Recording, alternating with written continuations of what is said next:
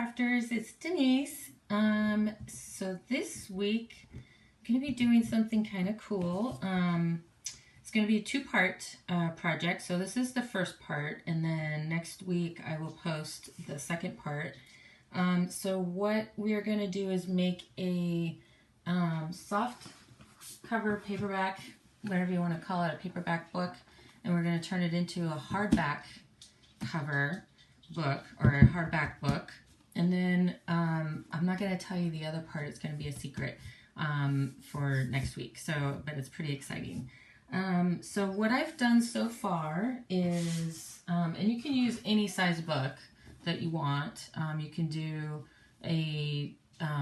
this one's about 400 or so pages. It's a book that I was reading and lost interest in, so I thought I would just repurpose it for a craft project.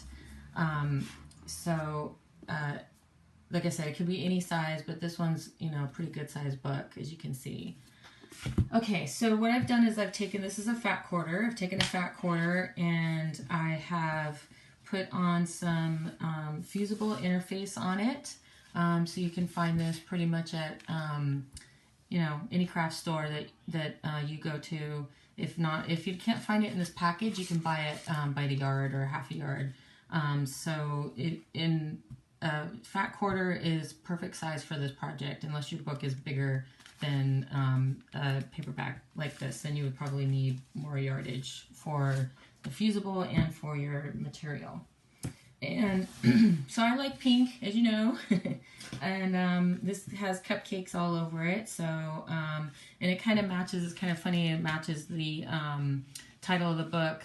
It's about a cupcake cafe. So, I don't know, just kind of worked out. It's pink and I liked it. And so we'll use that for the fabric, for the outside of the book. And then what I did is, this is fairly hard or thick chipboard, and you can find it online. I found this at Michael's, I think, and it was to make an album, like a photo album, but I needed the chipboard to be thick because the paperback book is thin, and what I need the book to do is stand up on its ends like this.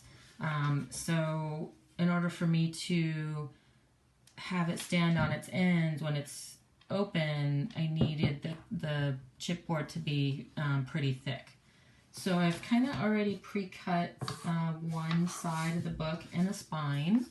This is one side of the book, and then the spine you'll need to do separate. And let me just kind of show you what it's going to look like. So when you cut it, you're going to cut, so outline the book on the chipboard, and then at the top you're going to add a 1/2 inch. And that's for both sides, the front and the back, and the spine as well. So what you do is, when you line up the book to put it on the chipboard, you're going to have a little bit of overhang on each, the top and the bottom. Okay, so we'll get to that, but when we try to line it up, it's going to have a little bit on each side. Same with the spine. I know it's a shame to cover this book up, but so they'll go like that.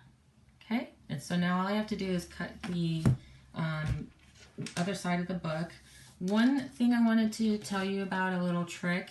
This is called a pressing sheet, and these are pretty cool. This is by Fons and Porter, and this is when you're using the any kind of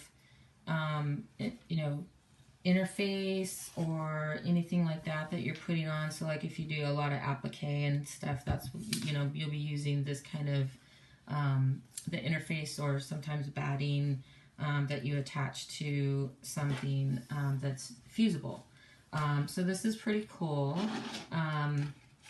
It's kind of like, I don't know, like laminate almost, but it can heat up to really, really hot temperatures with your iron.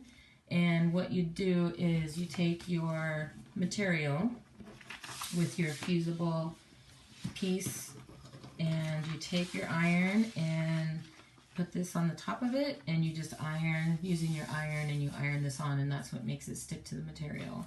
It's pretty cool thing that I was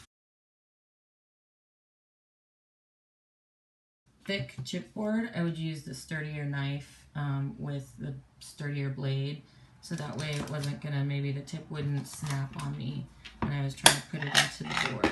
Okay, so let's try to get this cut. Being very, very careful, because the knife can slip and you can cut your leg. So I was standing up almost on the first one, just so I made sure that I didn't cut myself. And you just gotta press really hard. You gotta do quite a few passes in order for the knife to go through.